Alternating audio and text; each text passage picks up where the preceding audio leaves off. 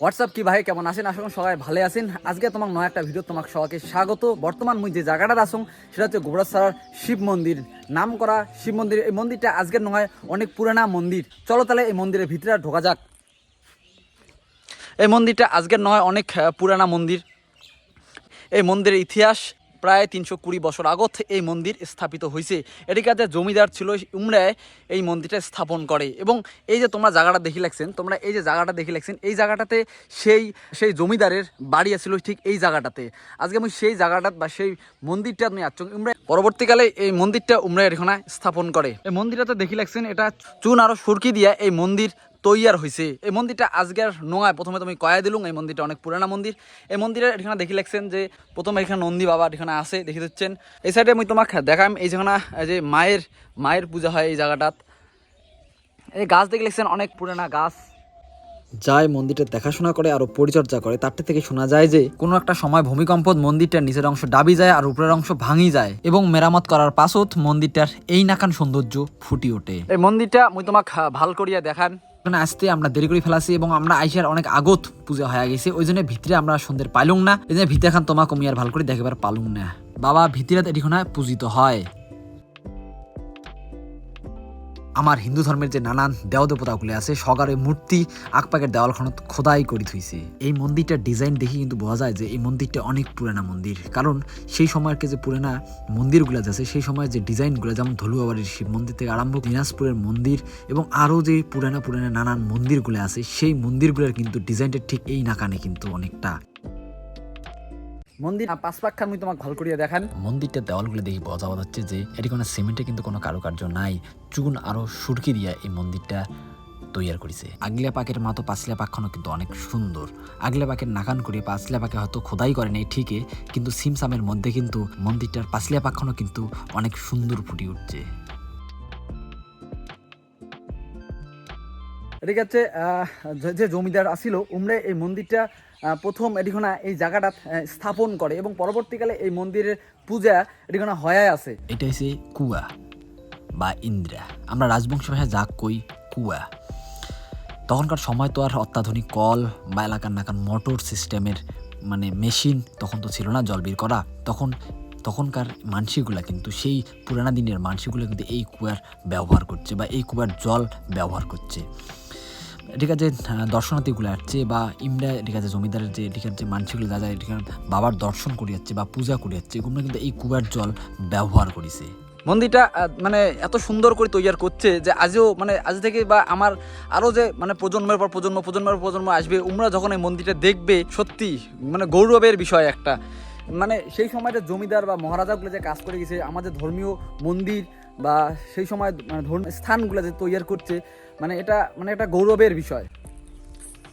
কাকু বিষয়টা হচ্ছে যে এদিকে মন্দির কতদিনে স্থাপিত?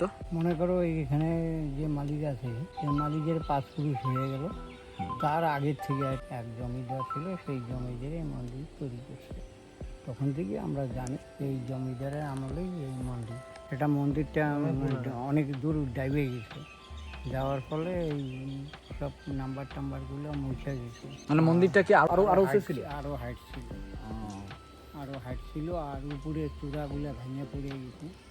এটাকে রিপেয়ার করা হয়েছে মন্দিরের, ভূমিকম্পে হয়েছে।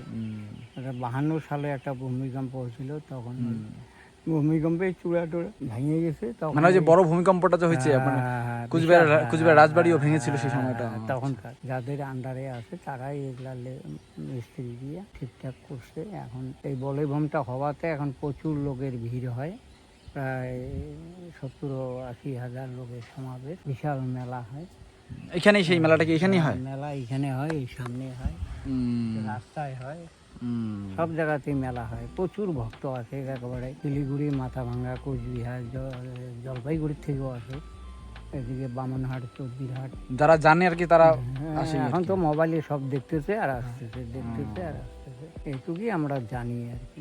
মন্দিরটার যে স্ট্রাকচার দেখিয়ে মনে হয় যে অনেক পুরানা মন্দির। এটা স্বাভাবিক ব্যাপার। এমন এই রাখান মন্দির যেমন আমরা ধলুবাড়ির মন্দিরটা দেখি পাই, ঠিক অনেকটা এই নাখান সেই সময় যে সমস্ত পুরানা মন্দিরগুলা তৈরি হয়েছে, ওই মন্দিরগুলা ঠিক এই ধরনের এই স্টাইলের ধলুয়াবাড়ির মন্দির প্রায় একই দেখতে গেলে চলে। আর তবে বহু দিনের পুরানা মন্দির, প্রায় 320 বছরের মতন হয়ে গেল, এখনো ওই রকমই ঠিক আছে। আর আমাদের যে পুরোহিত আছে না, তাদেরও একেবারে বাপ ঠাকুরদা, একেবারে মামা জ্যাঠা খোড়া, ওরা মানে তো- যে পুরোহিত এখানে হ্যাঁ, পূজা করে, পুরোহিতের। আর আপনি তো এখানে থাকেন আর কি, হ্যাঁ, আমি বাবার দেখাশোনা করেন। বাবার সবকিছু হ্যাঁ, তারা ওই 5 পুরুষ থেকে পূজা করতেছে। ওই পুরোহিত মাসিক করা আছে, পুরোহিতের মাসিক বেতন দেয়, নিত্য পূজা করে সকালে, আর ভক্তরা আসলেও পুরোহিত এসে পূজা করে। তাছাড়া একজন এখানে আছে, সে 30-35 বছর থেকে মন্দিরের সেবাতে আছে এই আর কি। তার নাম ভজাচন্দ্র।